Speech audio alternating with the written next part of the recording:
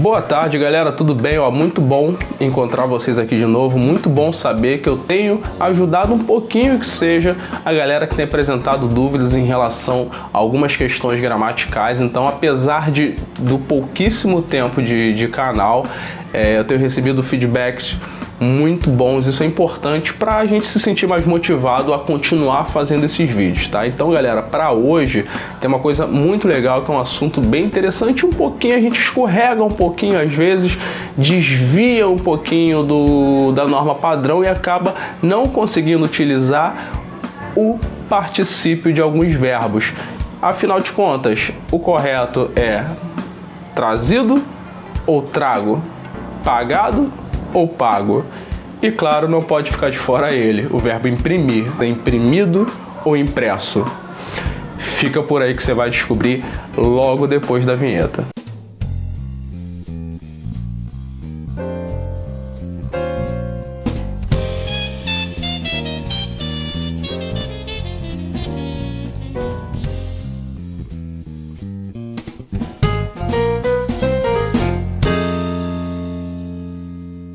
Bom, gente, então vamos lá, né? Olha só, vamos falar aqui do uso dos particípios, tá? E para isso a gente precisa lembrar lá das formas nominais dos verbos. Quais são elas? Infinitivo, gerúndio e particípio, tá?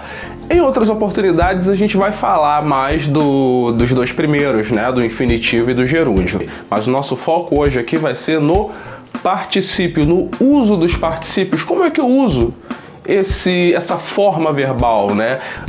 Essa que é uma das formas nominais do verbo, tá?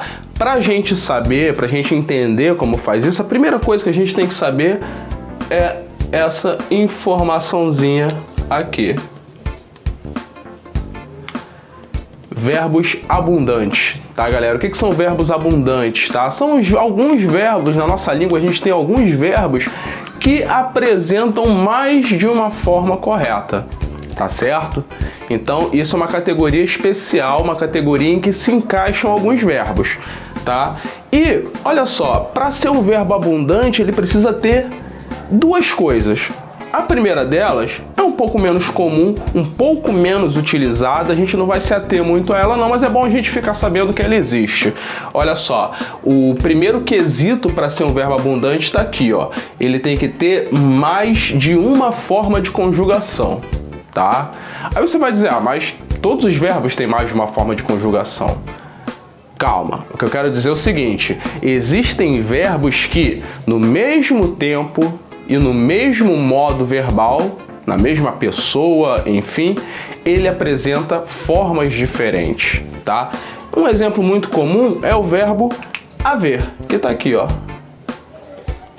Tá olhando aí? O verbo haver, aqui na sua forma do futuro do presente, primeira pessoa do futuro do presente do indicativo, ei, eu, ei. Olha a frase aqui, eu, ei, ou hei de me vingar, tá certo?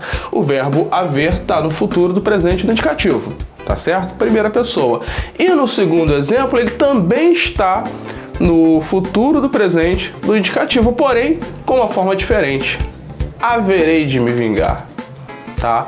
Embora há quem diga que a primeira forma, a primeira maneira, o primeiro exemplo é mais formal, mas são duas formas corretas, tá certo? Então isso acontece com alguns outros verbos, mas como eu falei, o nosso foco não vai estar aqui, o nosso foco está no segundo elemento, no segundo quesito para o verbo ser considerado um verbo abundante, que é quando o verbo apresenta mais de uma forma no particípio, mais de uma forma de particípio. Então, como eu falei há pouco, a gente tem as formas nominais do infinitivo, gerúndio e particípio, tá? E está ele aqui. Então, vamos lá, galera. A gente tem, então, duas formas de particípio para alguns verbos. E a primeira forma é particípio regular. Tá acompanhando aí? Particípio regular e irregular. Tá certo? particípio regular e irregular. Então, alguns verbos têm duas formas de particípio, uma regular e uma irregular. Vamos para elas, olha só.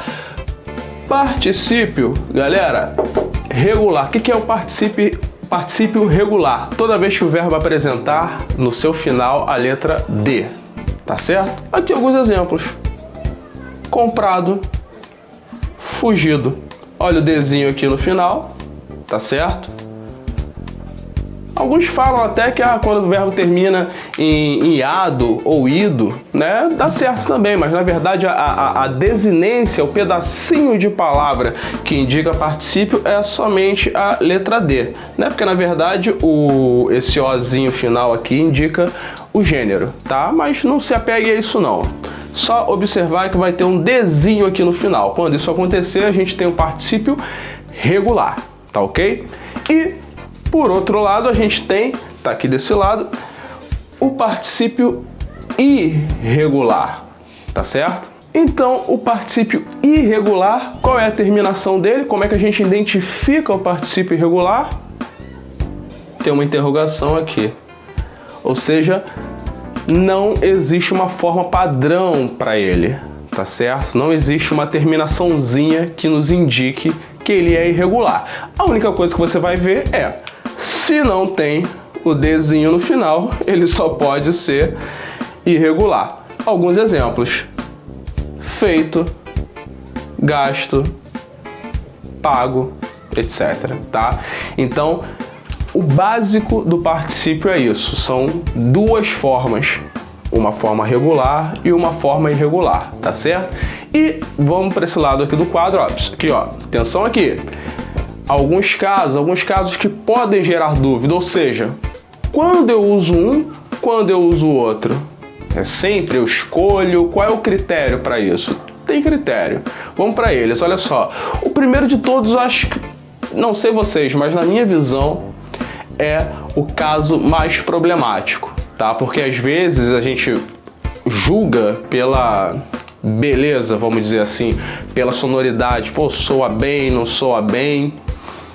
Não é bem assim. Porque aqui o imprimir, por exemplo, ele tem as duas formas. Ele tem impresso, que a gente usa sempre, certo ou errado a gente usa o tempo todo, e tem a forma, não estou mentindo, é verdade, pasmem, a forma imprimido, tá? Correto. Tá? Então, impresso ou imprimido. Pagar, pago, que é a forma irregular, e pagado. Olha o D aqui, quer dizer que a segunda forma é a regular. Aceitar, eu tenho aceito e aceitado, e incluir, incluso, incluído, tá? E tem diversos outros exemplos, somente alguns aqui, tá? Então, galera, nesses casos, nos casos dos verbos abundantes, tá? No caso dos verbos abundantes, aqueles que têm mais de uma forma de particípio, a gente tem que saber quando usar o regular e quando usar o irregular, tá certo? Agora, tem verbos que não são abundantes, tá? Tem verbo que só tem uma forma, aí não tem o que fazer, tem que usar aquela única forma. Por exemplo, o verbo trazer. Qual é o particípio do verbo trazer? Trazido. A gente tem medo de usar esse particípio regular algumas vezes, como eu falei, às vezes a gente pensa que vai soar mal e acaba usando trago, né? Eu tinha trago, eu havia trago, enfim, não existe, tá? Eu tinha trazido, sem medo, pode usar que tá certo, tá? Verbo chegar, eu tinha chegado, então chegar também não tem o particípio irregular, chegar só tem irregular, tá ok? Tá? Agora, vou repetir, quando houver duas possibilidades, aí você tem que saber quando usar quem. E como é que a gente sabe? Vamos descobrir agora. Vamos lá, quem gosta aí de regrinhas, eu vou atender você também, tá? Se você gosta de regra, tá aqui, temos a regra de uso. Olha aqui, com o verbo ser e o verbo estar, a gente usa sempre o particípio irregular. Então pode pensar em qualquer exemplo aí, ó. Verbo ser, ele foi impresso, particípio irregular. Verbo estar. Ele foi pago. Irregular. Tá certo? E quando que eu vou usar o regular? Estão aqui os verbos auxiliares que vão nos dizer que a gente precisa usar o regular. Verbo haver. Ele havia aceitado. Verbo ter. Ele tinha incluído. Tá certo? Então, com ser e estar, você usa o regular. E com o haver e ter, você usa o regular. Tá? É claro, galera, que existem outros verbos auxiliares. Como é que eu vou saber? Afinal de contas, você só colocou, né, professor? Só colocou aí 4 verbinhos. E os outros, como é que eu faço? Galera, viu aqui um pouquinho da regra? Viu, né? Acha que decorou a regra? Não precisa decorar nada, tá? Não precisa decorar, esquece regra. Vamos fazer o seguinte, já que vocês foram bonzinhos, ficaram aí até agora, tá? Vamos para o macete, tá? E é uma forma, galera, que eu criei, uma forma que eu observei que dá muito certo. Dá muito certo, e usando essa fórmula você não vai errar na hora de usar o particípio, na hora de usar o impresso, na hora de usar o imprimido, na hora de usar o pago, na hora de usar o pagado. Com esse método você não vai errar, eu te garanto. Fica de olho. Então, galera, o método que eu criei se chama o método morrer. Esse é o método morrer. Por que o nome do método é esse, galera? Olha só, preste atenção, vê se você vai concordar comigo. A gente erra o imprimir, pagar e outros, né? Agora, eu garanto para você que você nunca errou o verbo morrer. Você nunca errou o verbo morrer. Ele havia morrido, ele estava morto, ele tinha morrido, ele foi morto. Então, por mais que você não saiba essa regra aqui, quando usar quem, na hora de usar o verbo morrer, você acerta, tá? Então, pintou dúvida, não sabe qual usar? Substitui o verbo em questão pelo verbo morrer, tá certo? E você vai se dar bem, tá ok? Então vamos lá, eu tenho aqui o verbo morrer, tá olhando aí? Então, olha só. Ele foi morto. Ok? Ele foi morto. Tá corretíssimo. Morto é o particípio irregular. Eu quero usar o imprimir agora. Eu não sei se é impresso ou imprimido. Então eu pego essa mesma frase aqui e faço o seguinte. Ele quem? O documento, né? O documento, ele foi impresso ou imprimido? É só você copiar aqui. O morto é irregular, então o imprimir vai ter que ser irregular também. Ele foi impresso. Beleza? Agora, vou trocar aqui. Ele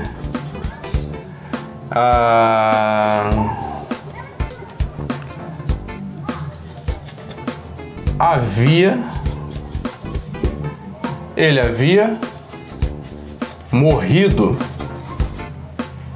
Eu quero usar agora o imprimir. Só trocar. Ele havia imprimido. Então tá aqui o imprimido. A gente está provando que o imprimido existe e a gente está vendo quando utilizar. Então isso serve para qualquer verbo. Pode pegar qualquer um desses exemplos aqui, pode pegar qualquer um que você encontrar, que você viu que tem dificuldade e aplicar numa frase com o verbo morrer. Se couber o morrer irregular, qualquer verbo vai caber irregular.